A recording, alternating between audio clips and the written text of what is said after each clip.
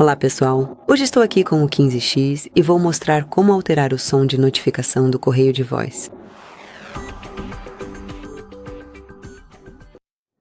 Primeiramente, desbloqueie o discador do seu telefone. Agora toque em Mais e selecione Configurações. Aqui você encontrará o correio de voz. Basta selecioná-lo e, em seguida, selecionar Notificações. Aqui o localize o som. Alerta sonoro, então aqui está.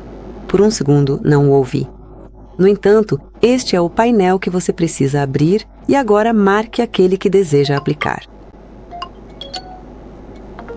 Depois, basta ficar com esse favorito, voltar, e já estará definido. Obrigado por assistir.